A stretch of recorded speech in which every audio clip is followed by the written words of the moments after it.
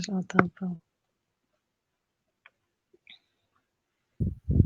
Excusez-moi, un petit problème technique. Là, je pense qu'on m'entend bien? Oui. Oui. Bon, ce que je disais, c'était bonjour à tous et à toutes. Merci d'être parmi nous et aussi bienvenue à notre Facebook Live. Donc, je me présente, je suis la responsable marketing de TDOC et puis aujourd'hui, je serai aussi une des animatrices. Donc, il s'agit d'un événement bilingue. On va toujours commencer par parler en français, puis tout le contenu sera ensuite traduit par Julia, qui est avec nous, là, qui est aussi la productrice déléguée de TDOC.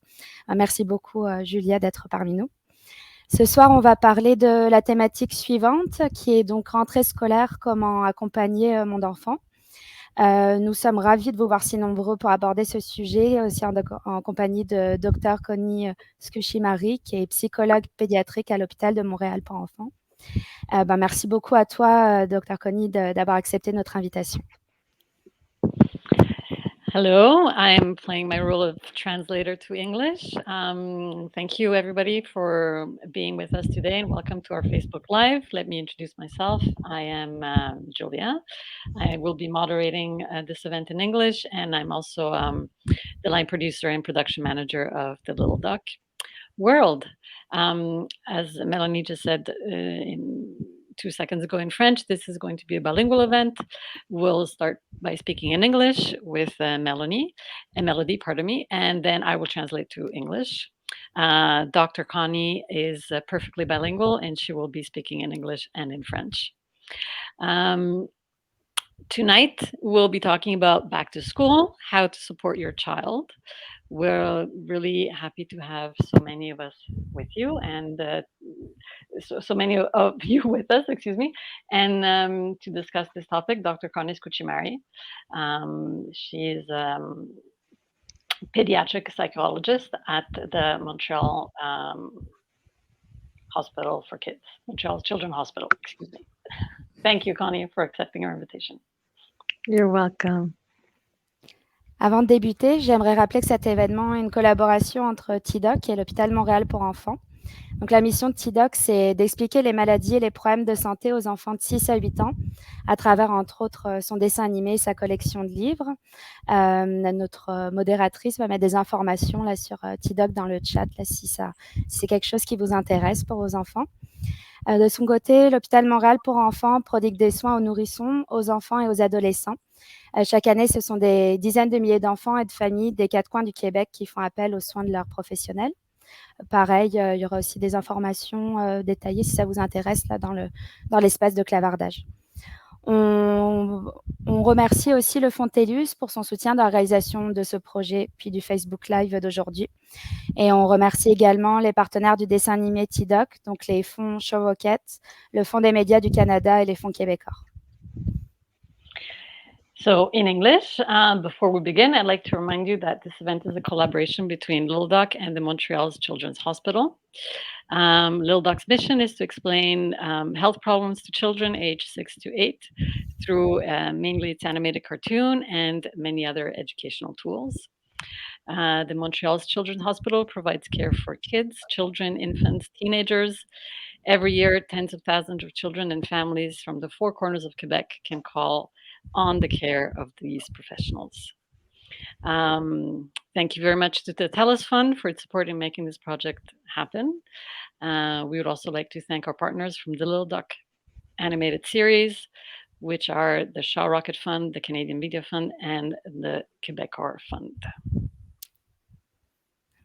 Merci. Oh, on a déjà je vois qu'on avait déjà des questions, mais on les prendra dans un second temps.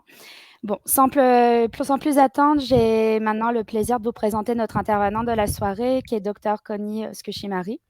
Pour que vous en sachiez un peu plus sur elle. Dr Connie, c'est une psychologue clinique qui travaille à l'hôpital de Montréal pour enfants depuis plus de 20 ans, dans diverses cliniques spécialisées dans le développement de l'enfant, les traumas et les maladies chroniques. Elle a été témoin de défis auxquels ces familles sont confrontées et elle comprend les efforts et le dévouement requis pour apporter des changements psychologiques significatifs. So we have the pleasure to introduce you to our guest speakers for the evening, Dr. Connie Skuchimari. Dr. Connie is a clinical psychologist who has worked over 20 years at the Montreal Children's Hospital in many different clinics, specializing in areas of child development, trauma, and chronic illness. She has been a witness to the challenges faced by the families and understands the effort and dedication required to making meaningful changes. We will start with a little presentation by Connie, and then we will take your questions. So stay tuned. Stay with us. Donc, ce soir, l'événement se déroule en 2 temps. Donc, Dr Connie va nous faire une présentation sur comment, en tant que parent, on peut accompagner son enfant à la rentrée et pendant toute l'année scolaire. Puis ensuite, on répondra à vos questions. N'hésitez pas à poser les questions en même temps que la présentation, comme ça on pourra passer rapidement de l'un à l'autre. Donc, c'est ça, on va laisser la place maintenant à Connie, puis sa présentation qui est très intéressante. Mais merci beaucoup pour l'introduction. Bienvenue à tout le monde. Bravo aux parents qui sont venus ce soir pour la présentation, malgré tous les défis de la journée avec les enfants, la température. Donc, je vais commencer pour juste nommer 5 conseils que je recommande aux parents. Donc, premièrement, c'est sûr, on va parler des priorités, comment on priorise les parents dans tout ça, prendre le temps pendant cette transition, quelles sont vos attentes, quelle est la routine à faire, qu'est-ce qu'on peut améliorer dans notre communication. Donc, ça, c'est les 5 conseils, puis on va parler davantage sous peu. So I just want to briefly give you the introduction. Thank you so much for being here. Thank you for presenting me, Julia and Melody. I'm very happy to be here with all the parents that took the time today to come and listen to this presentation. Very good. Bravo. It's not easy during this big, busy day, back to school period and beautiful weather. Donc, as I was saying in French, we do the introduction. I just want to briefly say that I'll talk about the priority I think is prioritizing parents during this time and taking the time during this transition period of back to school, thinking about what are our expectations, how can we improve our routine, and how to improve our communication skills. So, on y va. Premièrement, parler des priorités parents. Donc, moi, je pense qu'on peut toujours dire que nos priorités, c'est nos enfants, puis c'est sûr, c'est bienveillant, ça vient d'une bonne place, mais en réalité, je pense qu'il faut prioriser les parents. Pourquoi je dis ça? Parce que c'est un petit exemple qu'on fait dans l'avion. Donc, quand il y a l'oxygène, il y a un changement d'oxygène, on dit tout le temps, mettez la masque sur le parent, sur l'adulte en premier, puis après ça, on aide notre enfant, on met le masque sur l'enfant après.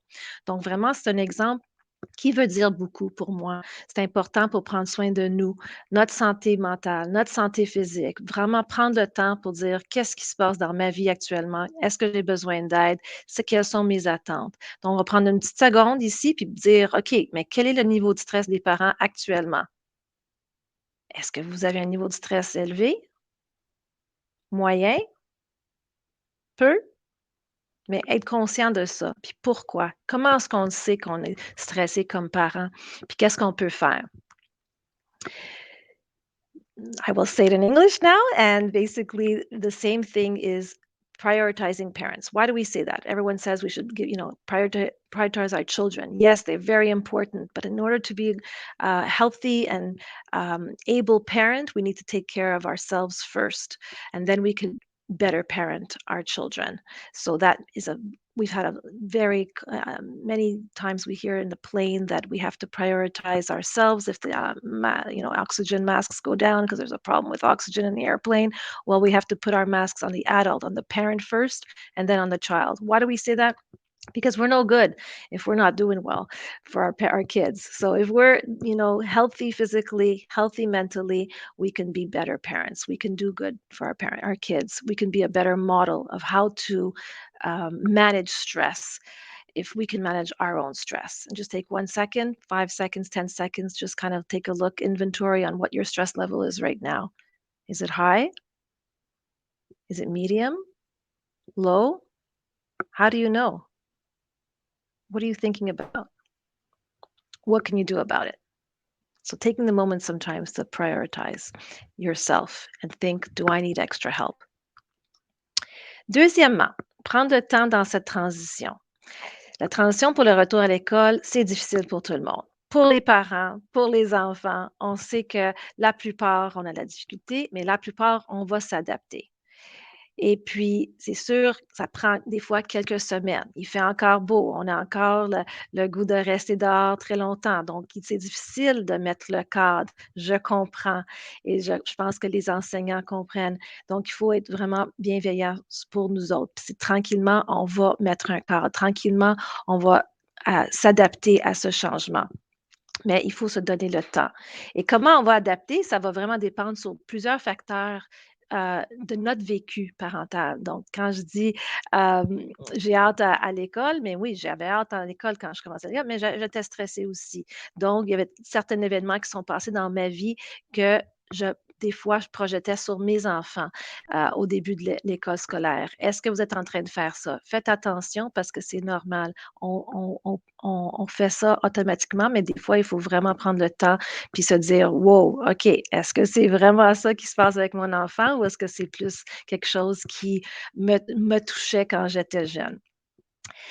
When we talk about transition time, I really think that it's important to be patient with ourselves, with our kids for the next couple of weeks, because yes, we went back to school last week, possibly, and it's been difficult for everyone, for parents, for kids. It's sometimes hard to adapt to this new routine, and it takes a couple of weeks, and we have to put our limits. We have to start, getting inside, doing homework, getting the bedtime routine organized, and it's still sunny out, so it's very hard, but slowly things will come into place for the majority of people. How we adapt really depends on many factors. And one of them is how we think ourselves as parents and what happened when we were kids, when we were going back to school. Sometimes it's important to kind of take a step back and say, are my worries really my kids' worries? Is it really happening right now, or is it something that I'm projecting from my past onto my children? Troisièmement, j'aimerais parler des attentes. Donc, les attentes des parents, les attentes des enfants face à la rentrée scolaire. Souvent, les enfants, il y avait comme une image pour le retour à l'école. Peut-être qu'il y avait un enseignant en tête, peut-être qu'ils voulaient être avec leurs enfants, leurs amis. Et là, oups, il y a eu un imprévu, vraiment un choc. Les amis ne sont pas avec eux dans leur classe. Donc, eux, ils ont leurs attentes. Mais quelles sont les attentes des parents? Des fois, c'est pas pareil. Et aussi, des fois, on a comme parents, comme attente, c'est comme vraiment, on pense résultats scolaires. On pense, OK, là, nos attentes, c'est d'être premier de classe ou meilleur. 5 des meilleurs élèves. Il faut penser, est-ce que c'est vraiment ça qui est important? Je pense que l'important, c'est oui, la réussite scolaire est importante, mais être bien à l'école, puis d'être bien aussi au niveau social, pas seulement académique, parce on veut montrer à notre enfant qu'on a confiance dans leur capacité à réussir, à se développer, mais on veut aussi montrer l'importance des relations sociales. So, the expectations. Parent expectations are not always the same as child expectations. Maybe last week when we started a class, some kids were thinking about their friends and some parents were thinking about, the teacher that they hoped their child would have. And, sometimes there's a big surprise and we don't get either of them that we wanted. It's important to talk about it. What do we expect this year? What do we want to do? What do we want to accomplish? What are our kids thinking about, talking about? Some parents have this performance mind and that we really want our kids to be the top 5 of the class, and maybe the kid, your child doesn't necessarily aim for that and they just want to be, learning and developing in school. And that's what's important, is to feel safe, to feel that we're learning and we have confidence in their child's learning abilities. And also about the social skills, we really want to think about social skills, not only just academic skills. They're important, but again, not too much emphasis either. And every weekend we have to have play dates, and you know um, uh, we have to have balance. OK, numéro 4, c'est les routines. C'est sûr que les routines ont changé. Pendant l'été, on avait des journées, des fois à la maison, d'autres journées, on était au camp de jour. Et maintenant, on doit se relever parce que maman ne conduit plus au camp de jour. C'est l'autobus scolaire. Il faut être vraiment à l'heure pour l'autobus scolaire. Donc, c'est vraiment un changement de routine, d'horaire et faut faire comme parents, notre routine aussi a changé, on a plus de stress, il faut faire les lunchs des fois, faut préparer le souper.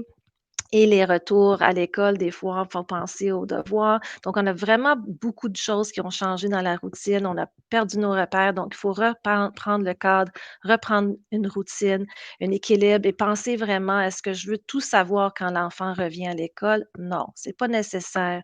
Qu'est-ce qui est important de savoir que l'enfant est bien, OK, mais qu'est-ce qui nous montre qu'il a besoin de quoi, là? Il a besoin de bouger, là, des fois, ils veulent pas parler de tout ce qui s'est passé à l'école. Ils ont même pas les capacités, heu, pour tout s'en souvenir, puis tout redire de leur journée entière. Donc des fois, ça va venir par petits bouts, puis il faut respecter ça, il faut suivre le rythme de l'enfant.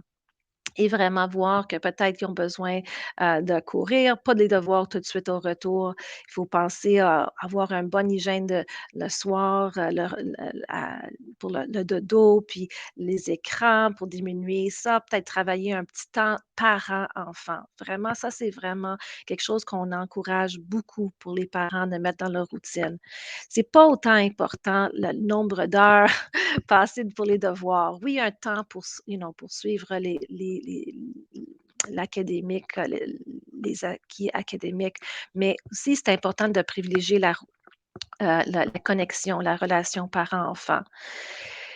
Okay, donc, in English now, I think that the routine has changed. Obviously, from summer months to the September months, it's changed. And we know that it's difficult to kind of, get back into the groove.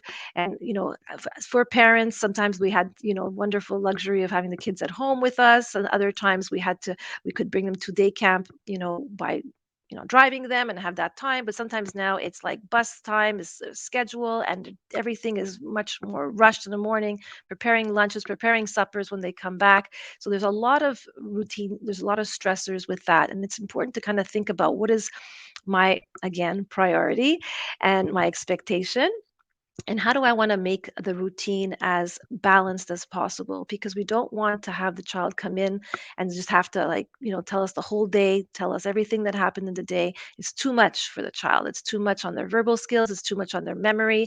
I think it's high expectations, and I think the child will show us what they really need. Sometimes they just want to run around and they're like, have so much energy to let out, and that's okay. It's important to kind of follow the rhythm, and maybe you can't run in the house, you have to run outside, and it takes a little bit of time. We have to think about, okay, well, there's, homework time. How do I schedule that? I think it's important to, give ourselves time, like I said, transition time, to say what works for your family. All families are different, all children are unique, so we really have to follow the rhythm. And again, I talk a little bit about this in French.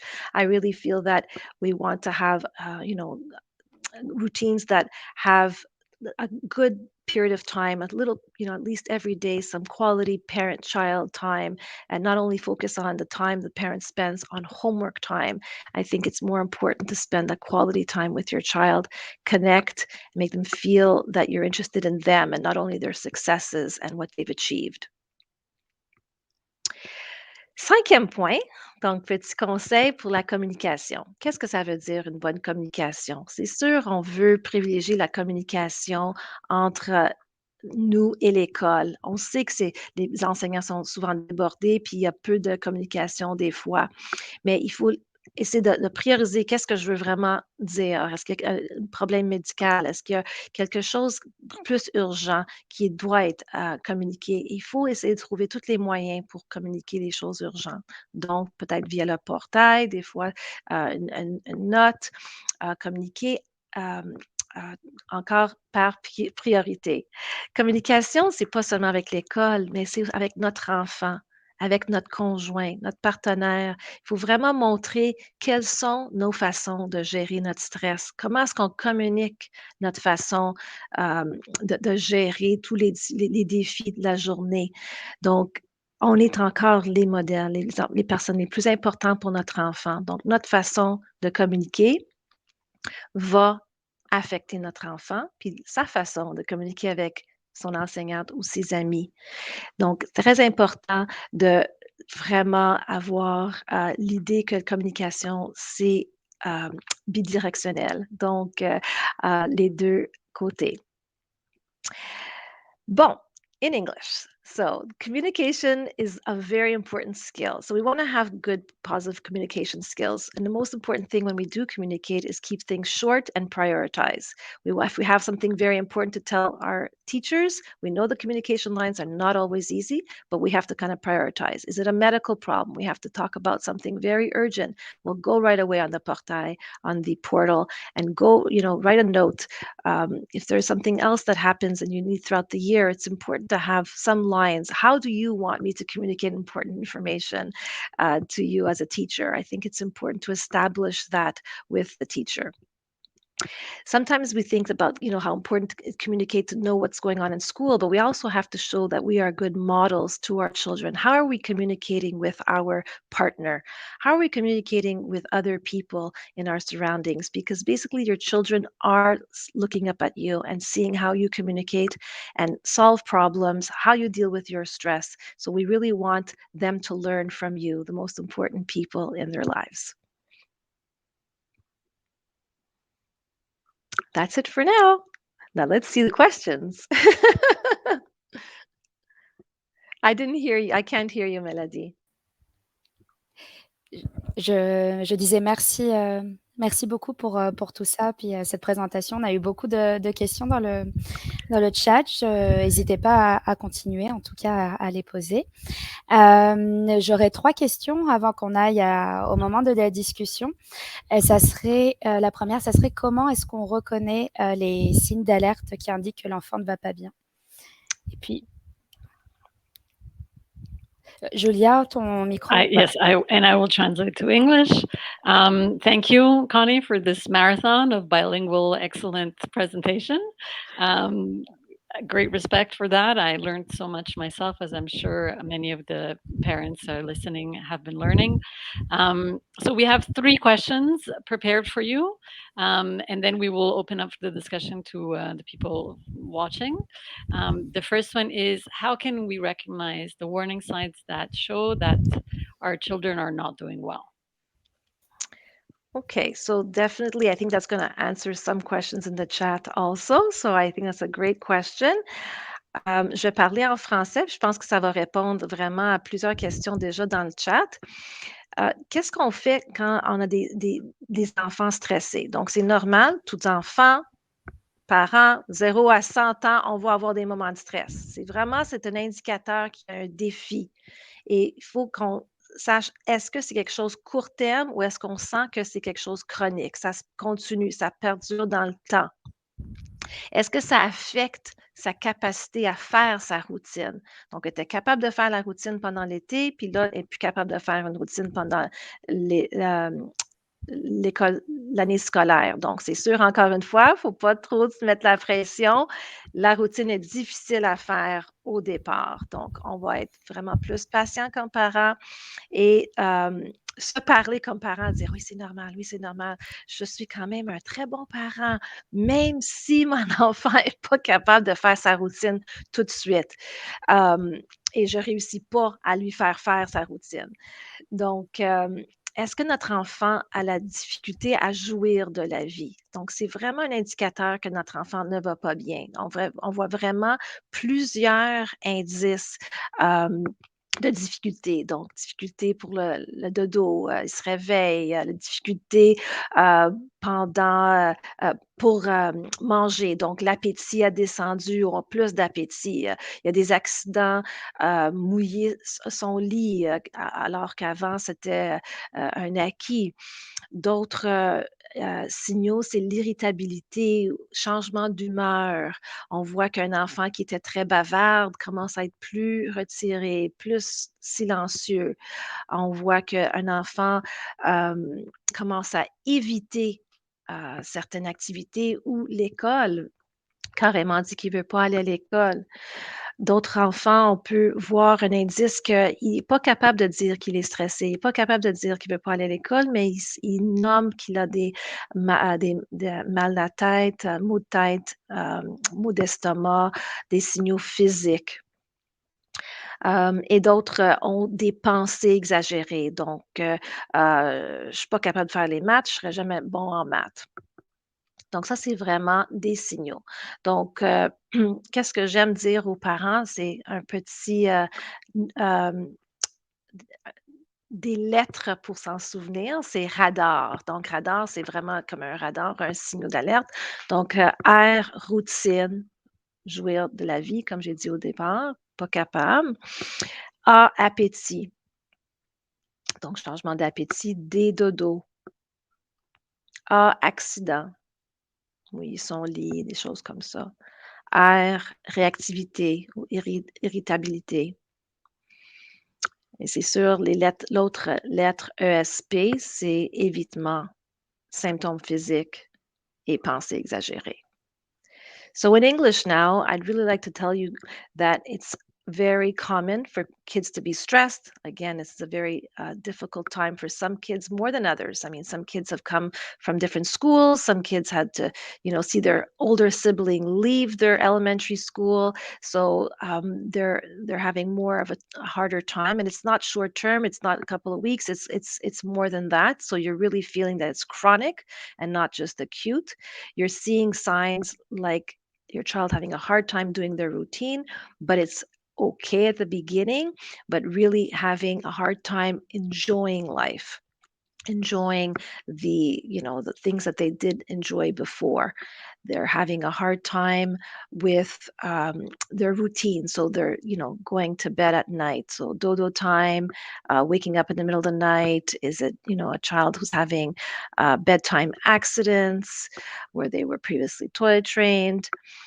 Appetite issues, irritability, changing of moods, a child who was very talkative before and now is more quiet, a child who seems to be avoiding school, not wanting to go in the morning, saying things like they have a stomach ache or a headache, and of course it happens a little bit often. I mean, we have to kind of judge it. Each parent really knows their child.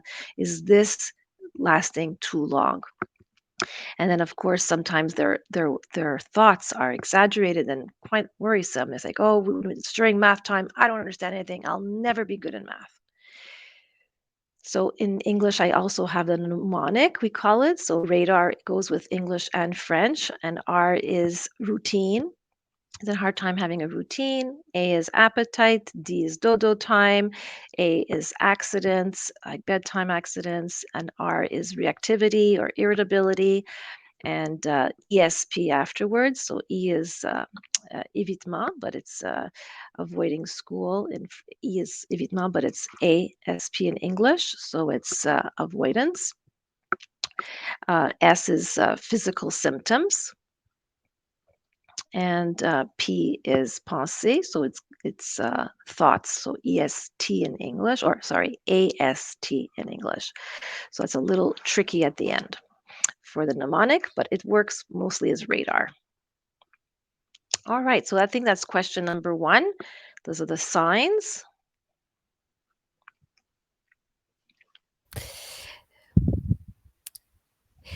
Merci en tout cas. Il y en avait pas mal de parents là qui réagissaient, qui disaient qu'ils avaient déjà reconnu effectivement des signes chez leurs enfants, comme le mal de tête, le mal au ventre, ou voilà, que vous avez déjà rencontré l'enfant qui débarque de l'autobus en pleurs et tout ça. Donc je pense que ça parlait à plusieurs parents.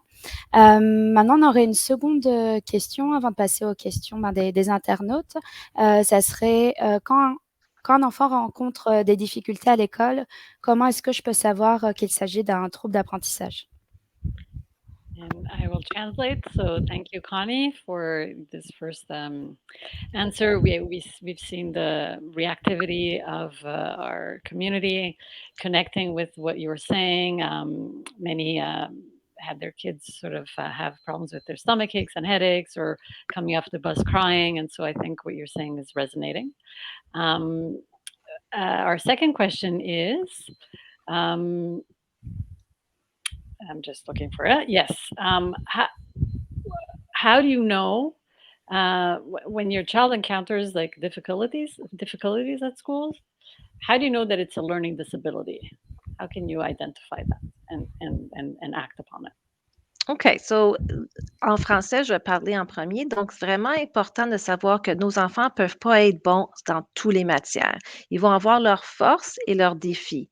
Donc, ça fait chaque enfant unique.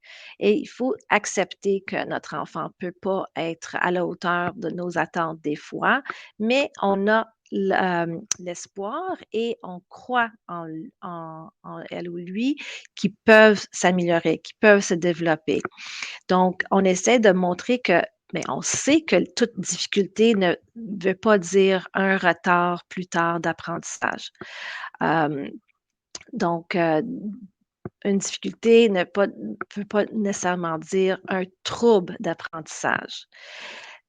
Il faut des fois parler au professeur. C'est sûr que des fois, on le voit avant, on voit la lenteur, les enfants reviennent avec des difficultés dans leur petits quiz. On les compare avec leur père, leur frère ou leur sœur. Je comprends, c'est normal, ça nous stresse. Il faut vraiment rester calme et il faut normaliser que c'est peut-être il y a quelque chose qui est plus difficile pour notre enfant. Des fois, on peut demander de l'aide par le professeur, on peut demander s'il y a de l'aide par un orthopédagogue à l'école. Parce que des fois aussi, un indice, c'est que l'enfant met beaucoup, beaucoup d'efforts à la maison. Vous le voyez qu'il met beaucoup d'efforts, puis les résultats ne sont pas euh, représentatifs de ce qu'il fait à la maison. Donc, ça peut avoir des indices qu'il y a quelque chose qu'il faut aller pousser plus en profondeur. Si les difficultés persistent malgré l'aide surplus de l'orthopédagogue, des fois, c'est peut-être important d'aller faire une évaluation plus poussée par un psychologue scolaire ou un neuropsychologue pour vraiment voir c'est quoi les causes de cette difficulté. Est-ce que c'est quelque chose plus niveau de l'attention, ça peut être un problème de coordination, ça peut être un trouble d'apprentissage spécifique au niveau verbal.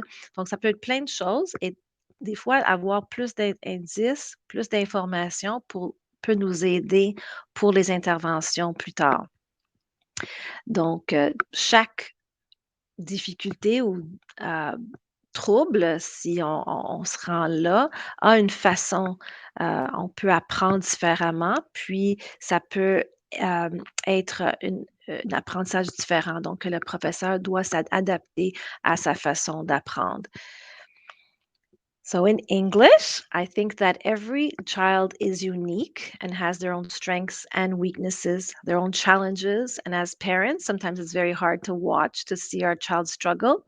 But it's important to accept that everybody has their own profile and that we're accepting them as they are, but we're also showing them that we believe we have hope in them and that we believe that they can learn and they can develop at their own rhythm. And sometimes we see the difficulties continue. Sometimes they're going to be a little bit slower than other kids, and we're going to see the differences. And it doesn't mean that it's going to be a learning disability. It's sometimes they'll need help. They'll need extra help, maybe from an orthopedagogue, an extra special care worker at the school, specialized educational teacher. And basically, if we notice that despite this extra help over a couple of months, the child still is persisting to have difficulty, it is possibly time to get an assessment by a specialist. And that is a psychologist in the school or a neuropsychologist. And they can definitely see the links and see where are the weaknesses and what is the cause. Is the cause more an attentional problem? Is it a verbal language problem? Is it something related to their intelligence? It could be so many things. So we really have to get a specialized assessment. And sometimes it's important to get that because then after the teacher can teach the child in a different manner, can have accommodations. And we really know that certain ways of teaching will help certain difficulties or disabilities. So that's it for now. Merci beaucoup. On va y aller. Avant de continuer avec la dernière question, Je vois que je m'entends un petit peu en double. Ça a l'air de s'être calmé. Je voulais vous inviter à consulter notre épisode et notre livre sur le TDAH de Tidoc. Donc, il existe également un épisode sur la dyslexie. Notre gestionnaire de communauté va mettre les liens vers les deux ressources dans le clavardage. Et un livre sur la dyslexie sortira bientôt courant octobre. Donc, n'hésitez pas à nous suivre sur les réseaux sociaux pour en savoir plus à ce sujet. So before moving on to our last question, we just wanted to invite you to consult our episode, our little doc episode that addresses ADHD, which explains it so the kids understand what that's all about. There's also an episode about dyslexia. Our community manager will put the links in both resources on the chat. And we have edited a bit about ADHD in French. So for those of you who have Francophone friends, maybe you can give it to them as a gift. Otherwise, soon to be coming out a book that explains dyslexia, and that will be both in English and in French in the fall. So sort of follow us on our social media just to know when that's going to happen. Merci. Donc, ma prochaine et dernière question porte sur l'intimidation. Donc, docteur Connie, comment est-ce qu'il faut réagir en tant que parent quand notre enfant nous dit qu'il ou elle vit de l'intimidation à l'école? So our last question before opening up to the audience is about bullying. How should we react as parents when our child tells us he or she is being bullied at school? Premièrement, c'est de rester calme. C'est vraiment quelque chose de difficile d'entendre. C'est normal que ça vienne nous chercher. Encore une fois, on a probablement vécu quelque chose qui nous fait réagir plus fortement, certaines plus fortement que d'autres. Donc, il faut vraiment essayer de rester calme et de montrer à notre enfant qu'on est quand même content qu'il vienne nous dire cette information très importante. Donc, on peut le remercier de l'avoir dit et puis valider ce qu'il dit. Donc, vous pouvez valider, ça veut dire vraiment vous décrivez qu'est-ce que vous voyez, qu'est-ce que vous entendez. Donc, je vois qu'est-ce que tu viens me dire, c'est quelque chose d'important, c'est sérieux, ça a l'air être difficile. Je ne sais pas si ça a l'air difficile de me parler de ça ou ça a l'air que ça te fait de la peine. Donc, vraiment décrivez. On n'est pas là pour dire qu'on va tout faire tout de suite, puis résoudre le problème tout de suite parce que c'est irréaliste. On ne sait même pas les faits. Donc, on veut vraiment prendre le temps de montrer à notre enfant qui a fait le bon choix de nous parler, mais il ne faut pas grimper tout de suite dans les rideaux parce que c'est quelque chose de super important, mais il faut le faire calmement et on doit encourager l'enfant de nous parler si ça arrive encore. Donc, on veut garder les liens de communication ouverts et puis que maintenant que c'est dit, qu'est-ce qu'on peut faire? Qu'est-ce que l'enfant veut qu'on fasse? C'est sûr que des fois, les enfants me disent: «Mais là, c'est un secret, on ne peut pas le dire à personne». Mais si nous, comme parents, on pense que c'est important de divulguer, il faut qu'on en parle à notre enfant parce qu'on dit peut-être c'est dans l'agenda, il y a comme un code de vie. Donc peut-être on a vu ça au départ de l'année, c'est dans ton agenda, c'est marqué toute forme d'intimidation, il faut dire à l'enseignant puis au directeur. Donc, c'est comme on met ça sur le code de vie. C'est important. Donc, vraiment, on veut être encore modèle de comment est-ce qu'on résout des problèmes, qu'on reste calme, on communique de qu'est-ce que l'enfant veut, on essaie de trouver d'autres solutions ensemble et quand on parle au directeur ou à l'enseignante, c'est parce qu'on veut savoir de plus. Est-ce que il s'agit de formes d'intimidation, il y en a plusieurs. Donc, est-ce que c'est que l'enfant est exclu de le groupe d'amis? Est-ce que c'est parce qu'il y a une groupe de filles qui parlent, dit des mauvais mots à votre fille? Il y a plusieurs façons. Donc, on veut voir c'est quoi l'autre point de vue. Donc, le point de vue de votre enfant, c'en est un, c'est super important, mais il y a différentes perceptions. Donc, il faut vraiment dire qu'on va chercher les faits. Mais tout ça, on montre pas tout ça à l'enfant. On dit vraiment: «On te croit, on t'entend et je vais être là pour toi. Si ça arrive encore, continue à venir me le dire ou va à un adulte pour de l'aide à l'école, puis d'identifier une ou deux personnes ressources, c'est important aussi. So in English, I think that bullying is a very hot topic and it's very, very scary when our child comes to tell us that and we get very emotional. But the most important thing is to stay calm, to show our child that we are happy that we're happy. It's a word. We're glad.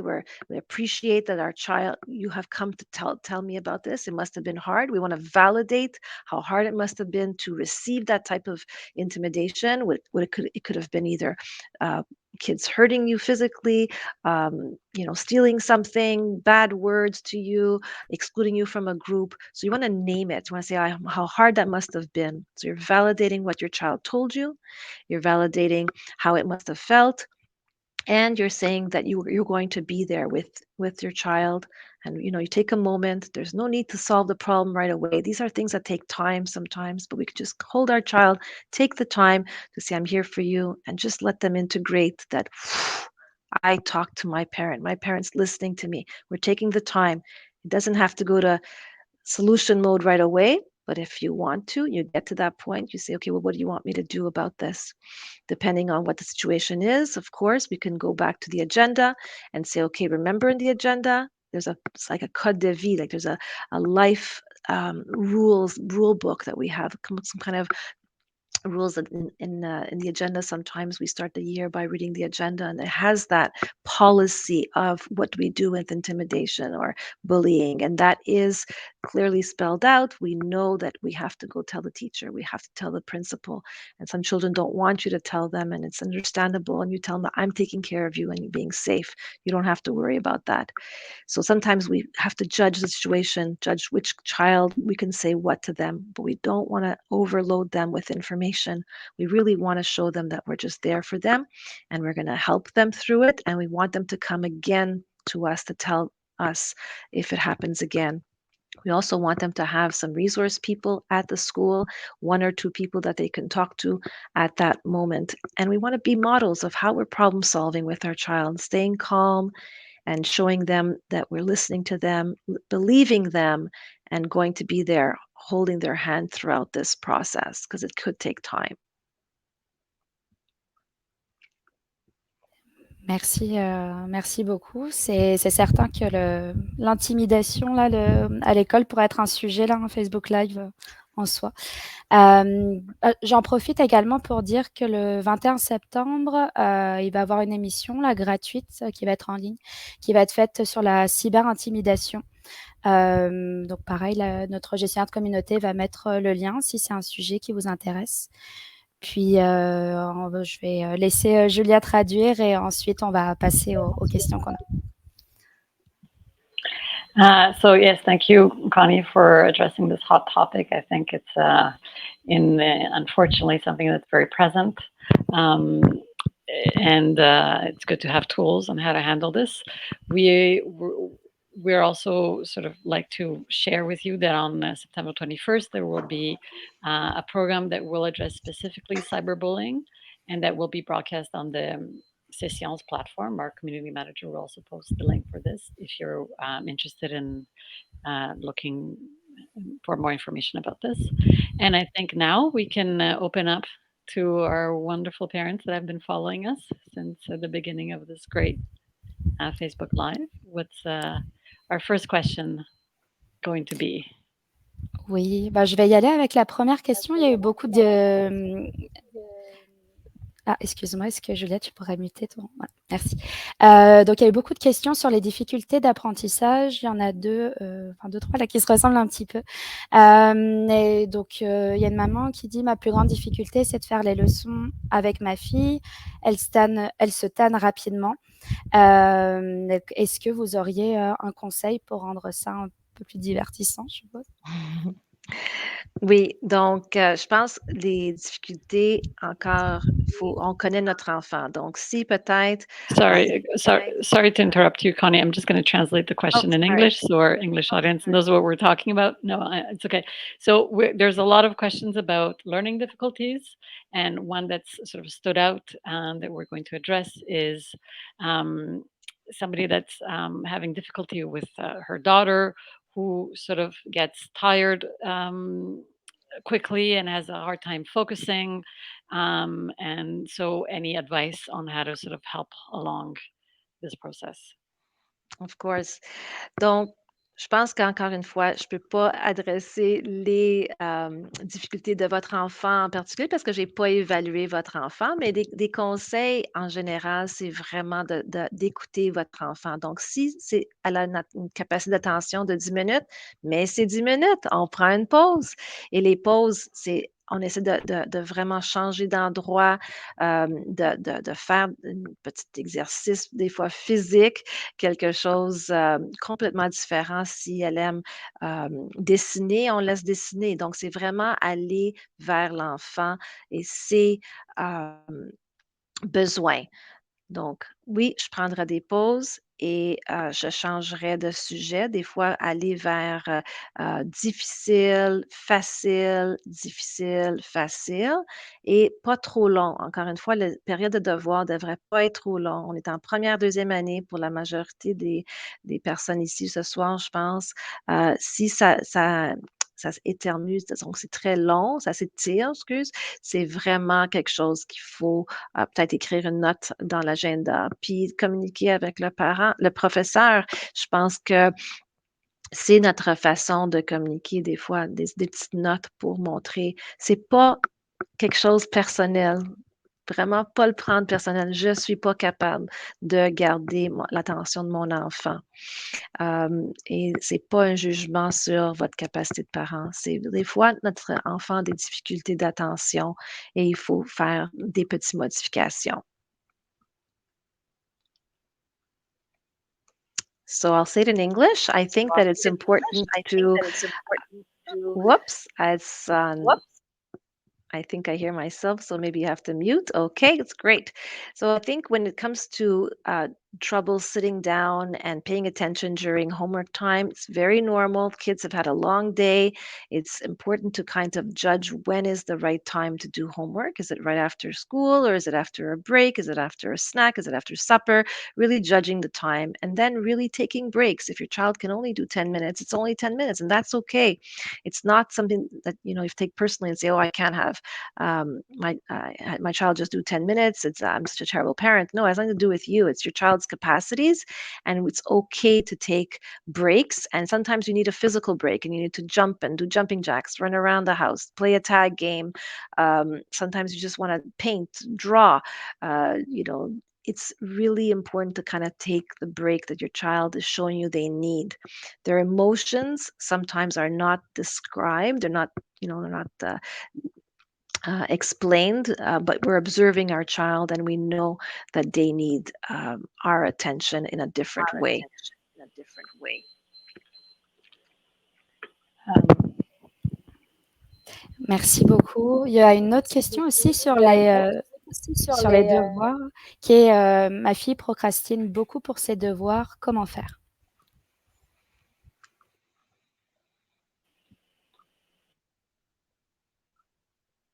Excusez-moi, j'étais mutée. Sorry, excuse me, I was muted. Another question is my daughter, my child procrastinates a lot. What can I do to help her along? And also, if I may sort of add on to this, Connie, you said something about like sort of reducing the amount of time. Is there an ideal homework time, or that really is still dependent child to child? It really depends. I think that's a conversation that you can have with your teacher. Donc, c'est quoi les attentes de l'enseignante? Est-ce qu'elle pense que le devoir devrait prendre, la session de devoir devrait prendre 20 minutes? Pour leur âge, puis votre enfant, ça prend 40, 50, 60 minutes, puis on est là après 8 heures le soir, mais ça, c'est pas normal. Donc, c'est vraiment important de se dire, elle nous a donné comme un guide que c'est 20 minutes, 10 minutes de peut-être de devoirs écrits, puis 10 minutes de leçons. Oh mon Dieu, mon enfant fait beaucoup plus que ça. Donc, encore une fois, c'est une conversation avec l'enseignante. Et qu'est-ce qu'on peut faire pour un enfant qui procrastine? C'est encore essayer de le rendre en jeu. Donc, on fait des choix des fois, on donne les enfants des choix, on parle de cette procrastination. Qu'est-ce que ça veut dire? On nomme ça, on valide. Je vois que tu trouves que c'est difficile d'aller s'asseoir au bureau pour commencer les devoirs. Qu'est-ce qui se passe? Donc, elle va dire peut-être, je sais pas, je sais pas, je veux pas, je veux pas. Ou bien elle va vous dire vraiment la réalité. Je trouve ça difficile, je suis fatiguée. Et donc, c'est correct. On nomme, oui, je comprends que tu es fatigué. Je vois que la lecture en français, c'est difficile pour toi. Des fois, on peut essayer de le faire ensemble. Donc, tu en fais une page de lecture, j'en fais une autre page. Donc, on essaie de rendre ça ludique. On essaie mais c'est des fois, l'écriture, c'est l'enfant qui doit le faire. On ne peut pas le faire à sa place. Donc, on essaie de donner comme une récompense. Donc, on en fait un petit peu, puis après ça, on fait une petite pause. On fait un peu, on fait une pause. Mais la pause, c'est vraiment quelque chose que l'enfant aime faire. Donc, it's really hard to judge, but we really have to take our child's behavior as indication of what's going on. And sometimes, we can ask them, I see that you're procrastinating. I see that it's hard to sit down at the desk and to start doing homework, and I gave you time, and we talking a little bit about transition time. Kids need transition time, so we can't just say, okay, we're going to homework and that's it, let's do it. I'm sure you give time, say, okay, we're doing homework in 5 minutes, or we're doing homework in 10 minutes. Sometimes we have to have une minuterie, hein? Des fois une minuterie peut être la solution. On dit, ok, on va faire les devoirs dans 10 minutes, donc c'est la minuterie. 10 minutes, ça sonne, puis là, c'est le faire. Donc, des fois, c'est vraiment it's important to create some fun reinforcers, during break time, create some a fun environment, but sometimes it's just hard. You want to be like, maybe you read a page, your child reads a page, or whatever, one paragraph, and you read a paragraph. But when it comes to writing, you got to do the math. You got to write the verbs. It's not easy. The child has to do it, so you can't do it for your child. So I understand that it could be difficult, and naming it and validating. See, I see it's hard. You know, what do you think's going on? Can you tell me a little bit what's going on? It's normal to have it, trying to normalize it, trying to name the emotion, but also trying to let the child tell you what do they want to do. So giving them some control over that. And it's okay if they don't finish all their homework. Remember, this is a message that you're sending to the teacher. You can write them. We weren't able to finish homework. It was too long for her. This is good. You're going to establish communication with the teacher. Teacher can, eventually help you with some tricks, or with, an orthopedagogue that can get involved. So that's it for now, I think.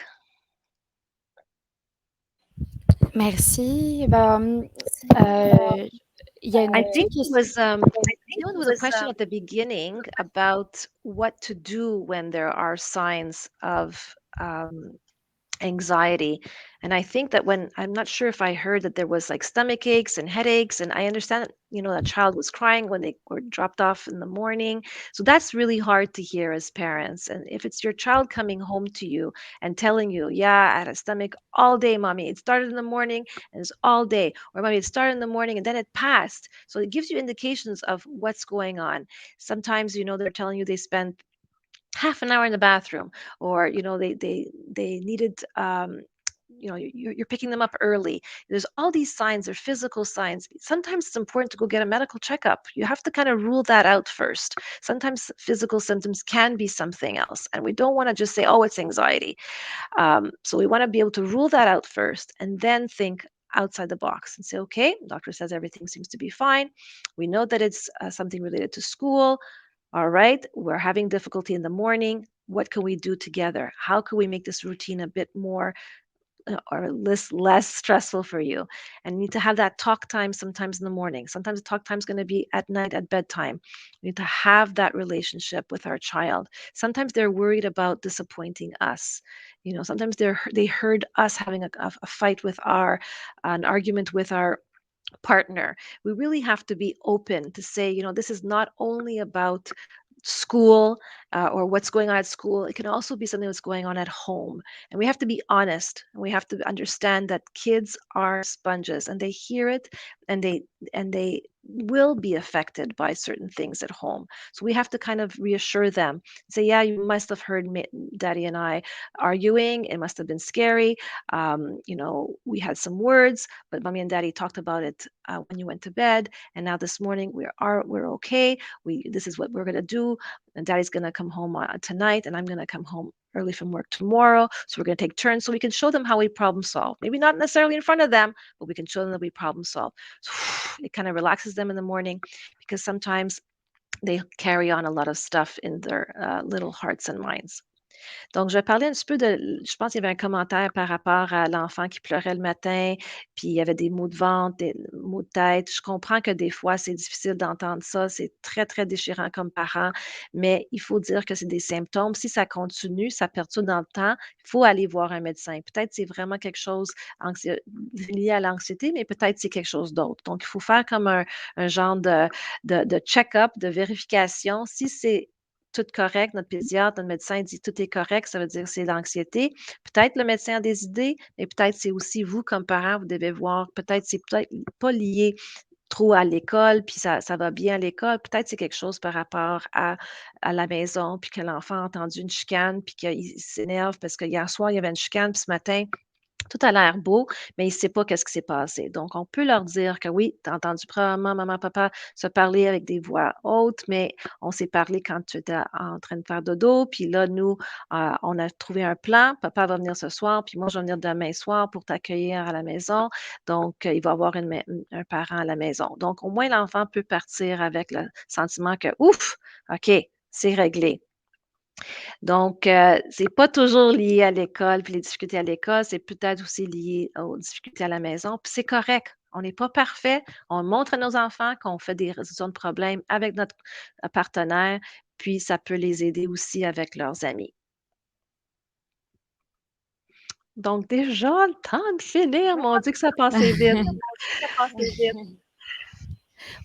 Il y avait d'autres petites questions, mais comme le temps effectivement a passé vite, on pourra y répondre par écrit. En tout cas, merci à vous tous d'avoir été si engagés. Puis merci beaucoup à toi aussi, Dr Connie, d'avoir participé à cet événement qui a dû être vraiment très précieux là pour les parents en ce temps de rentrée scolaire. On vous invite à suivre la page Facebook de TDOC pour d'autres événements en live, puisque c'est quelque chose qu'on veut vraiment faire de plus en plus souvent avec des professionnels de la santé.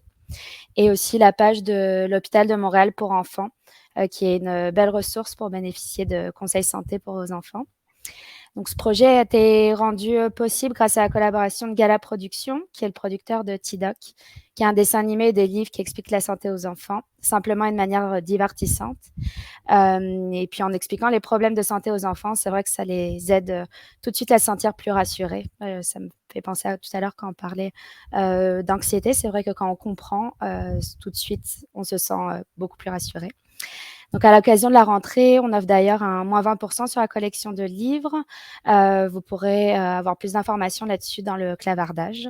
En tout cas, je me joins à Julie, à Dr Connie pour dire que ça nous a fait vraiment plaisir d'être avec vous là ce soir, surtout qu'il faisait très beau. Donc, on était contents que vous soyez quand même parmi nous.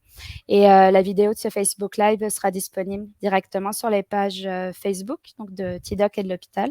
Donc, vous pourrez revoir certains moments si vous le souhaitez.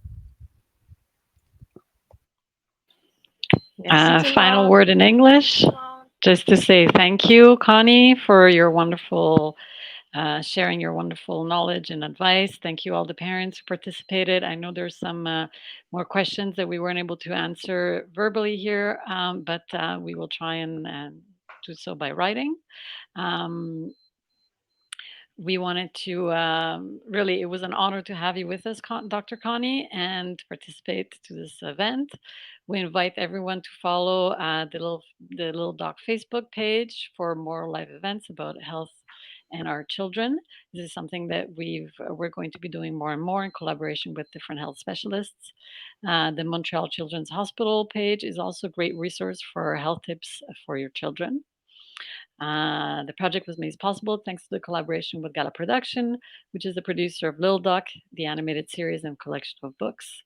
In a fun and entertaining way, our tools explain health problems to children, helping them feel more reassured, which is always very important when we're dealing with anxiety, as Dr. Connie addressed a little bit earlier. Um, for our back to school, we are offering 20% off our collection of books, which is currently only in French. So, for you Anglophones out there, you may want to buy it as a gift for a Francophone friend. We are working on the English version, so stay tuned for that. Our um, social media manager will be posting the promo code for that. And yes, thanks again for everybody participating in the event. The video of this Facebook Live will be available directly on the Little Doc and on the Montreal Children's Hospital Facebook pages. And that's it. See you soon. And I hope you're not too hot because it's been really hot. Thank you. Thank you. Merci.